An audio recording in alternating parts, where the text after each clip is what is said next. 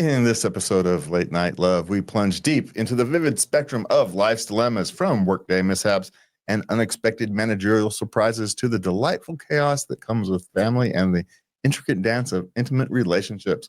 Whether you're questioning professional boundaries, judging parental conundrums, or working through relationship curiosities, we're here to unravel the complexities with humor, heartfelt insight, and brutal honesty. Get ready for an evening of real talk, unexpected advice, and discussions that cut right to the core of what it really means to navigate modern life. I almost made it. Almost, babe. That's pretty good. Almost good for you. Right to the last one. And I could have probably just gone through it. But anyway, I almost made it. So welcome to this edition of Late Night Love. As you can see, we've changed our formats and stuff recently. We're still working through, but we're getting closer. We're getting closer to what we wanted to how we want it to be. So anyway, we're going to start off with our live question. So welcome to our live segment where the pulse of modern workplace meets raw, unfiltered reality. Tonight, we tackle everything from being rudely awakened by a stranger's shout, wake up in the middle of the day. Well, that's not really what happened. Yeah. To being summoned on a vacation by a CEO's call, to navigating the quirks of company policies and job disillusionment. This is your space to question, share, and find real answers to everyday professional challenges. This is true. I think my co-pilot there slightly misunderstood. Yeah, slightly misunderstood, but we'll clear it up in a bit. We'll clear it up in a second. Yes, we will. But we're going to start off with, the critical question for tonight is, how do we assert our boundaries and maintain respect in an environment where the line between professional expectations and personal space is a bit blurred, or what do you do when a manager's tone leaves you wondering if you're truly being valued or not?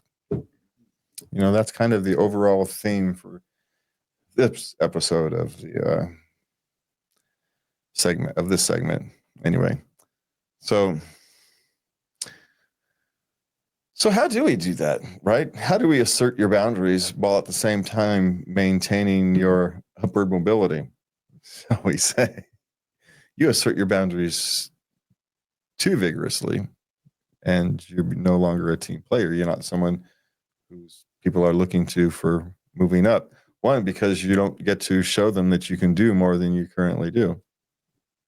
If you only take on what your current job responsibilities are, well, no one has any reason to give you anything more. It's all you can do. Now, some people are perfectly happy with that. Which is fine. I've known people who've turned down promotion attempts because they didn't want the stress that comes with, being in management and administration. They just wanted to come in and do their thing and be their bureaucrat. And I've got no problem with that, as long as you're not expecting anything more than being treated as just a cog in the wheel. Yeah. Because that's all you're ever going to be treated as, because that's the signal you're sending. You're essentially telling them that's all I want to be. So if you're fine with that, that's great. But if you're someone who wants to be a young, upwardly mobile person,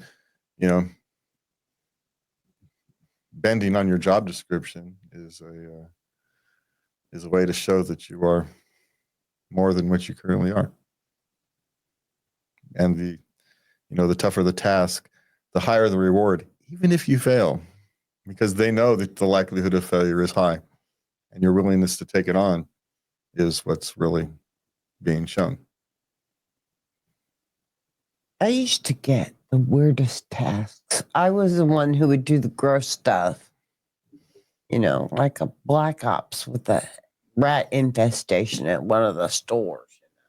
Yeah, well, it's a military training. You go do that. Just you figure it out. Yeah.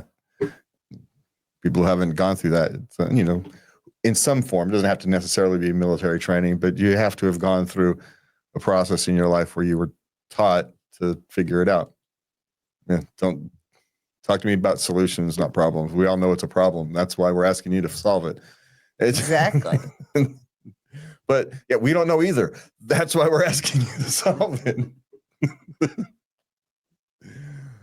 So, and sometimes, especially when you do work from home and stuff like that, that personal space, when personal time is and when it's not, is even more difficult than it used to be.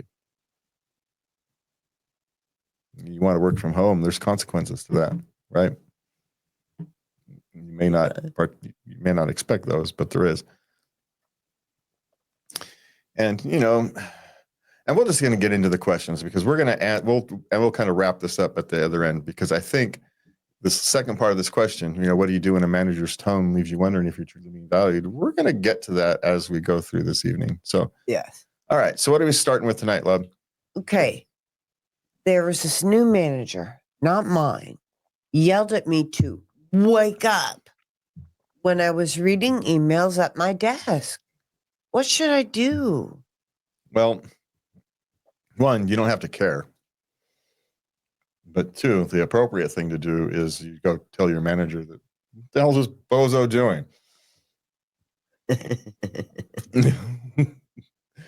I'm assuming you have a good relationship with your manager, and you don't deal with it directly because it's not your lane, but it is your boss's lane, your manager's lane, to tell this guy to, hey, stop worrying about you got your own problems. Don't make mine non-problems yours. That's your boss's job to deal with that. So you go tell your boss, what the hell is this bozo doing? If he yells at me again, he's going to have a problem. So that's the solution. You don't deal with it directly until you have to, a second or third time. Or if your boss doesn't deal with it directly, your manager doesn't deal with it, then it is. But yeah, on the first time, you follow procedure and you get your manager to deal with it. Oh, joy. Yeah, it's better than the other alternative. Same. So, because this really is, he's not stepping really as much on your toes as he's stepping on your manager's toes. Managers don't appreciate that. I run my own ship. Get it the hell out of here, Bip. What's the male name of Karen? Bob. Bob, get out of here. We don't want to hear from you right now. I had a manager once. No, I liked working for her, but because no one was going to say boo to any one of her employees.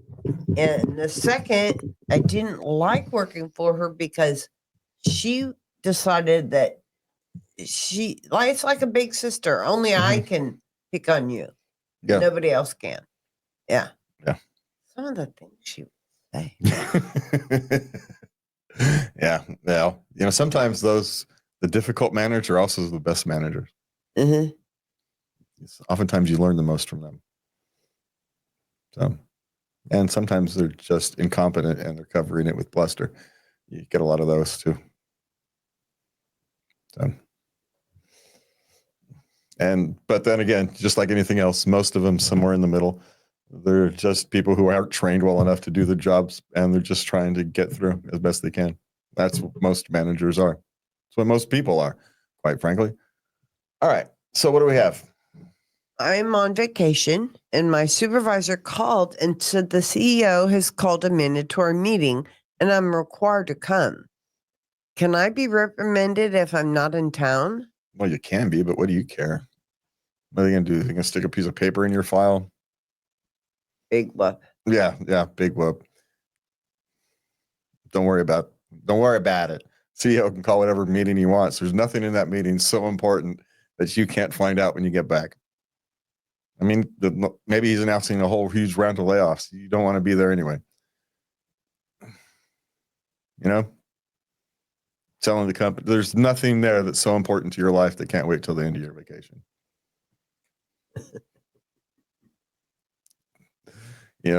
When bosses, here's the thing. This is when you talk about inexperienced and untrained managers, right? When bosses say everybody's got to come, they don't mean the people who physically aren't there.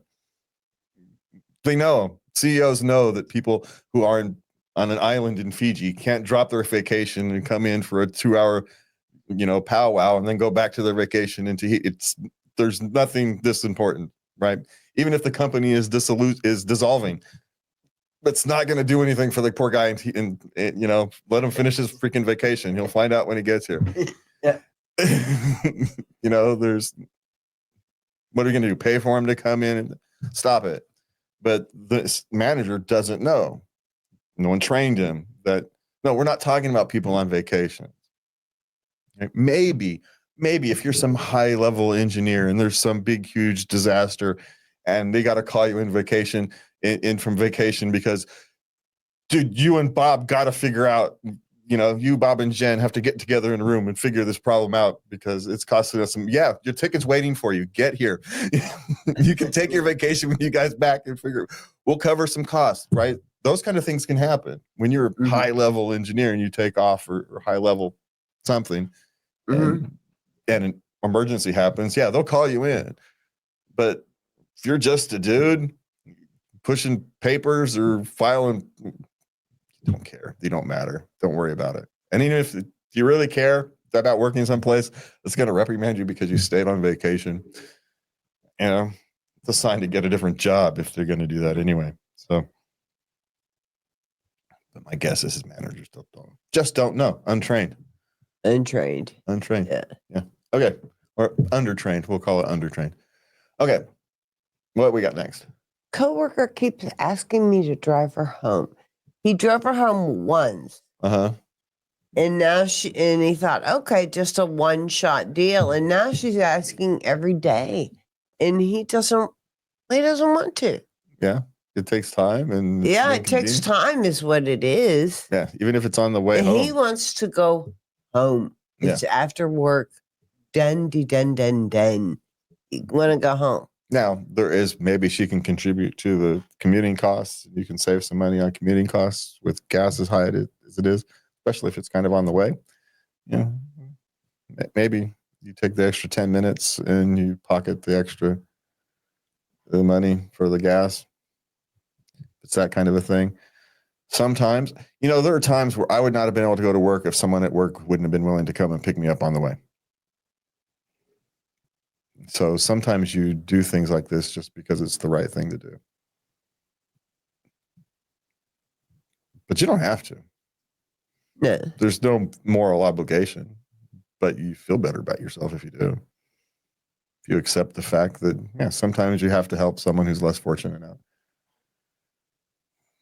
Maybe her child support checks are routinely late. She doesn't have money to buy a car, so she has to scrimp and scrounge, and you're saving her 2 hours of a bus trip home by taking 10 minutes out your day. Just factor in everything before you come to the conclusions. You may sit with yourself and go, yeah, the 10 minutes ain't such a big deal. Now, if you've got to go the complete opposite way of town, it's a different equation, right? But if it's kind of on your way, I'd have a hard time saying no, even if I was annoyed.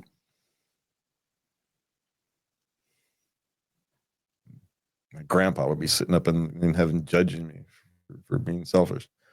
So, yeah, I'd probably end up taking them home. Or maybe she's interested in you. Maybe they're both single and she's interested, and it's her way of expressing that. Who knows? Probably she just needs a ride.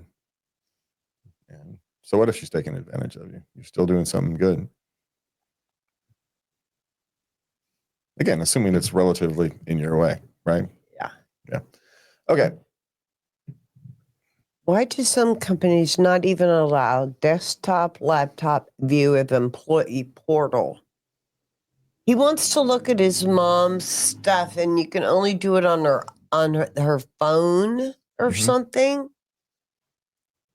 Why do you need to look at your mom's stuff? What, and her work stuff? Yeah. He wants to look at her mom's work stuff. His mom's work stuff. Yeah.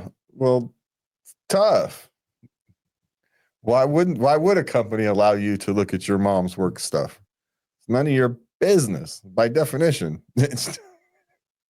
So that's because they don't want you to mind your own business. And your mother is probably using her alleged company policy as a way to tell you to mind your own business. Stop it. Your mother's perfectly competent to manage whatever it is she's doing. She raised you, didn't she? Good Lord Almighty. All right, what's next? Let's see. Do companies with only 3 employees stay around? And if so, for how long? They had 22. Well, can they? Sure, it depends if they've changed their business model. Maybe they've gone from servicing a lot of customers to servicing a few high-end customers. Okay. And so you don't need, if you're only servicing 12 customers, but those 12 customers will be able to pay the bills of 3 people, but in order to have 22 people, you need a heck of a lot more small customers. Uh-huh. And so the scale is they've changed their scale. They're servicing high-end customers. They're going, margin instead of volume, so to speak. Okay. Walmart makes their money. Their Walmart's margins are small. They're like 2.5%, 3% most. Their profit margin, it's tiny. But the reason they make so much freaking money is because they sell a whole bunch of stuff. When you sell a whole bunch of stuff, 3% is a lot of money.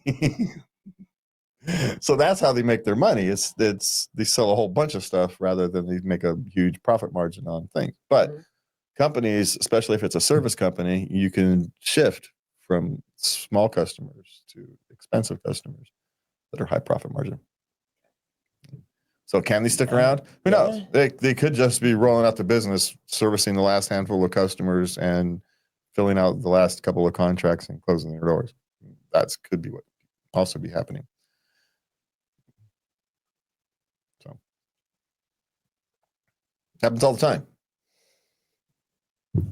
time. Companies grow and close and shrink and go out of business all the time. They do. For all kinds of reasons. Sometimes it's not even business reasons. Sometimes the people who run it are just tired of running it and no one wants to buy it, so they close it down.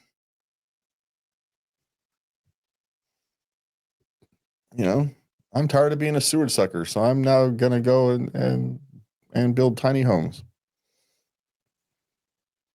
No one wants to buy my sewage sucking business, so all right, fine. I'm just going to close it. Sell the truck at auction and just move on. Sell the trucks at auction and move on. Or another option is they're in a dying industry, and so there's just no more business for any more than three people. But legacy systems exist, and people have to maintain them, and so you get a small crew. Essentially, the worker, the accountant, and the salesperson. So, and the salesperson probably does marketing and a whole bunch of other jobs because we only have 3 people. Lots of stuff that needs to be done, and frankly, there's not much sales to do. Okay, what do we got next? How do I get fired from a job I don't like anymore to get the payout? Just find a different job and move on. Because if you get fired, doesn't necessarily mean you're going to get your unemployment benefits that you think you're getting. I mean, unless you're not from the United States, right? And different cities and states and countries have different laws around this thing. But the reality is, if you're deliberately trying to get yourself fired, that makes you not eligible for, in most cases.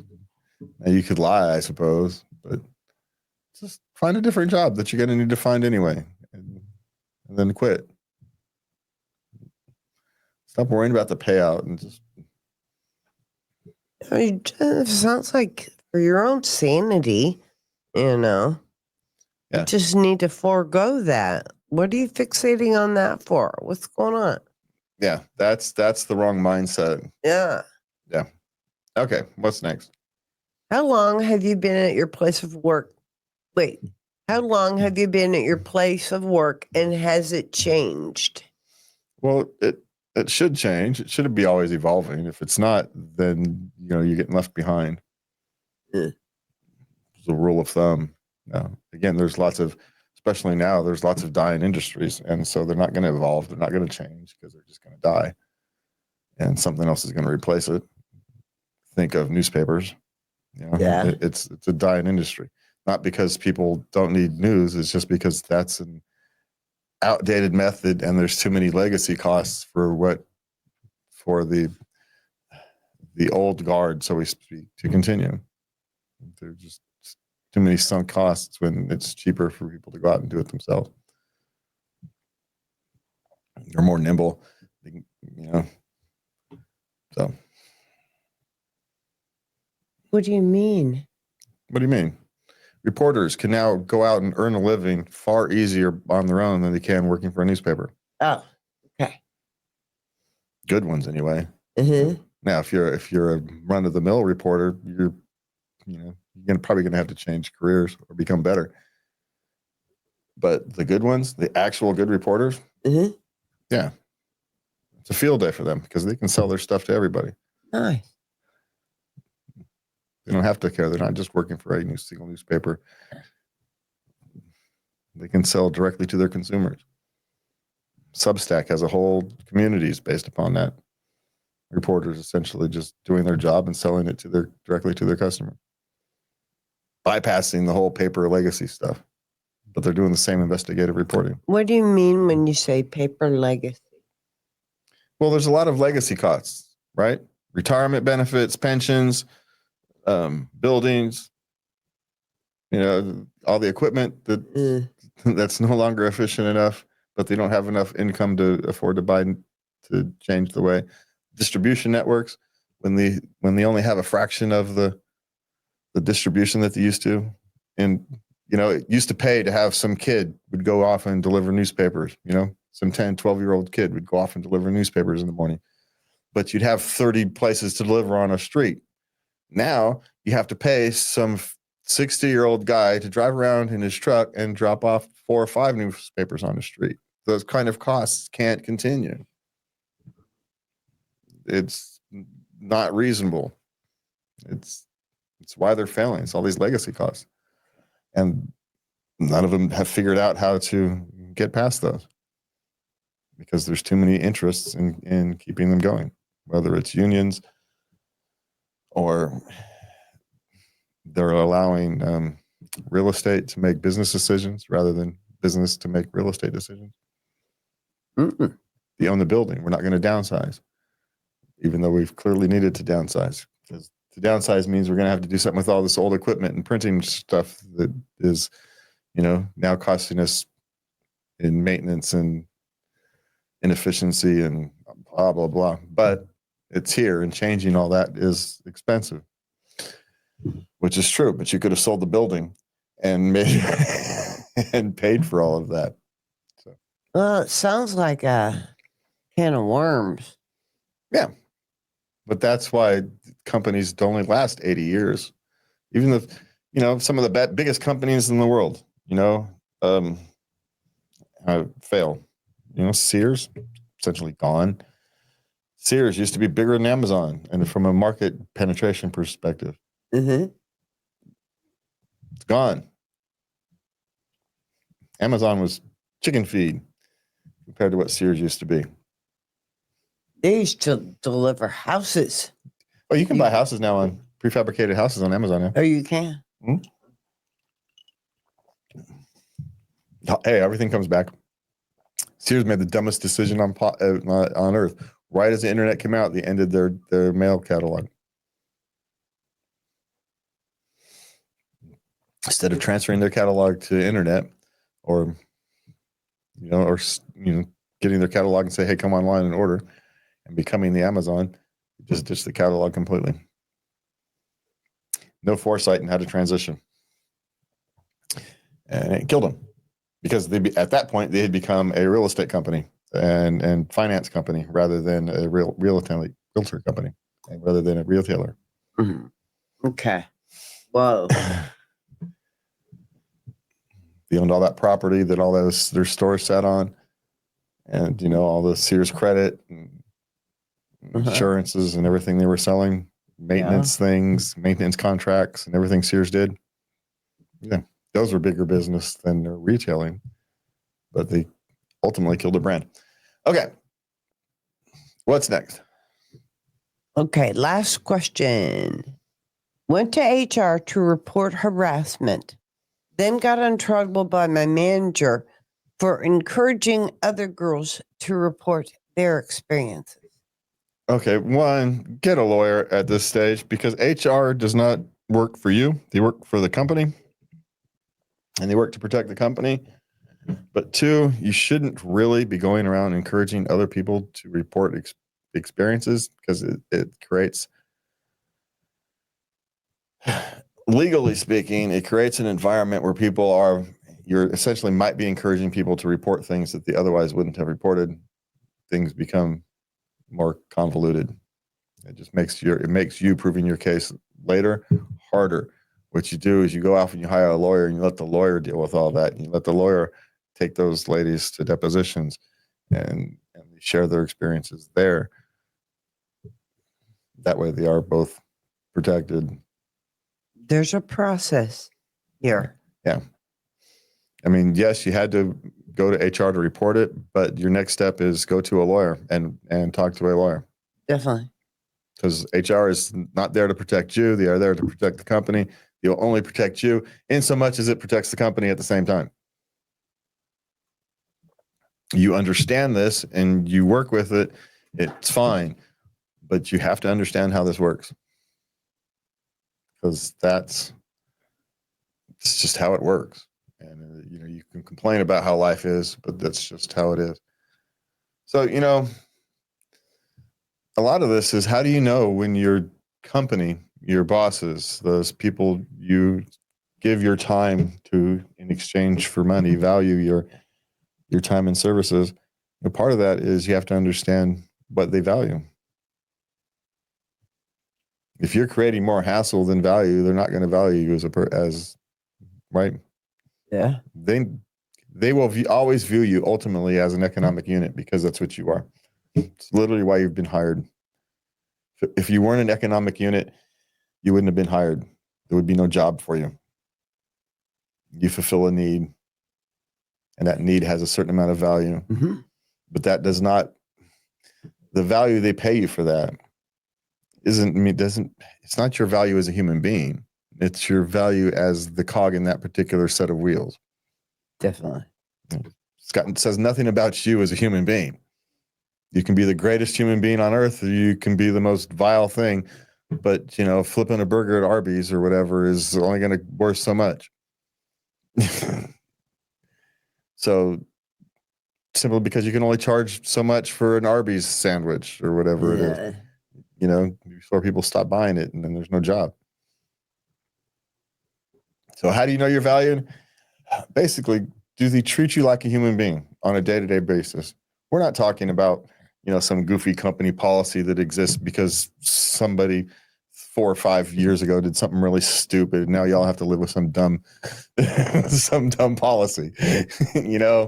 Someone took advantage of some other policy. Now you got this stupid policy because, somebody couldn't keep the pants on, or something. These things happen.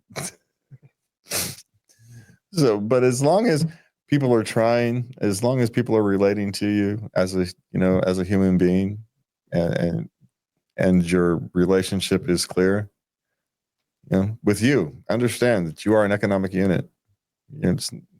As even the best run places that can feel very close to a family still aren't. Sorry. It's no. No, it's great to find those. Not. It feels great. Yeah. Yeah, but understand at the end of the day, the economics are what pave the way. That's what their focus is. Yeah. Yeah. And here's the thing. So are you. Uh-huh. Yeah, you may sacrifice a little economics, a little bit of economic, return for a better work environment, but only to a point. You're not going to stay at a $50,000 job with a $120,000 job down the street just because you like the boss. Now, maybe the other guy's a shyster, so you don't want to go work for him. That's a different thing.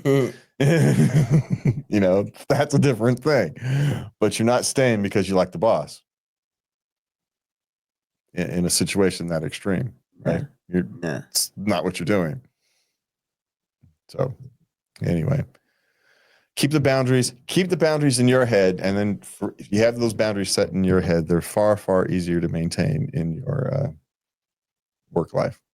All right. So as we close out our life segment, there it goes. Let these stories remind us that each professional challenge is an opportunity for growth, even when the day starts with a shout. Embrace these lessons, question the status quo, and get ready as we turn the conversation to warm and perfect realm of familiar love. And we will see you next week. Familiar. What did I say? Familiar. Yeah, well, we'll sort this out next week. Have a good night.